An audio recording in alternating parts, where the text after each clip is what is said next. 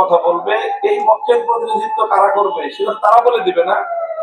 এই পক্ষের প্রতিনিধিত্ব কারা করবে, এই পক্ষ একটা সুশৃঙ্খল পক্ষ, দায়িত্বশীল পক্ষ। এখানে প্রত্যেকে যার যার দায়িত্ব পালন করছেন। এখানে ইনডোর দায়িত্বগুলো পালন করার জন্য ভিন্ন দায়িত্বশীল রয়েছেন।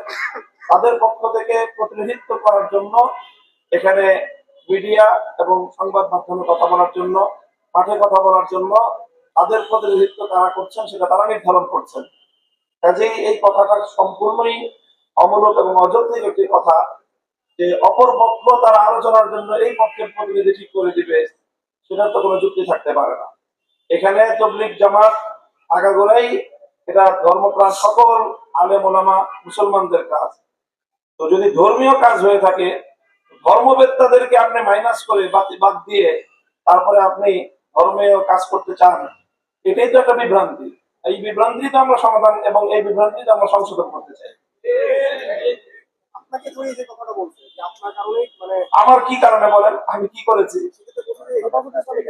হেফাজত ইসলামের কথা আমি আবারও বলছি যে এখানে আলেম ওলামা হিসাবে তারা পরিচয় আসছেন, আলেমদের প্রতিনিধিত্ব করছেন। তারা যদি কাজটা ইসলামী কাজ হয়ে থাকে, তো ইসলামী কাজে নেতৃত্ব দিবে কারা, সিদ্ধান্ত দিবে কারা, ফয়সালা দিবে কারা?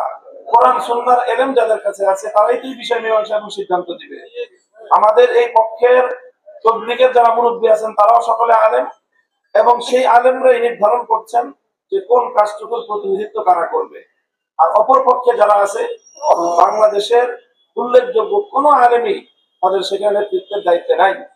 এই জায়গাটা থেকেই তো তারা বিভ্রান্তির পথে গিয়েছে। আপনারা যে মীমাংসা এবং আলোচনার কথা বলছেন, এটা কি সরাসরি তাদের সাথে কথাবার্তা বলেছি এবং আলেমদের পক্ষ থেকে মধ্যস্থতা করার জন্য উদ্যোগ নিয়ে তাদের সাথে আলোচনা করা হয়েছে।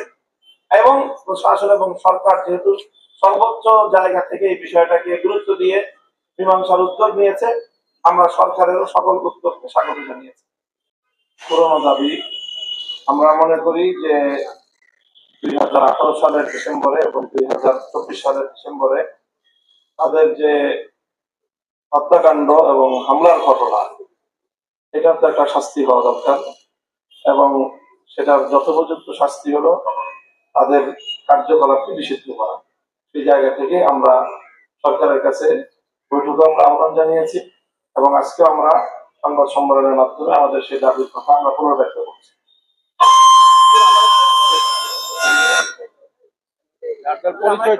পরিচয়টাও দিবেন।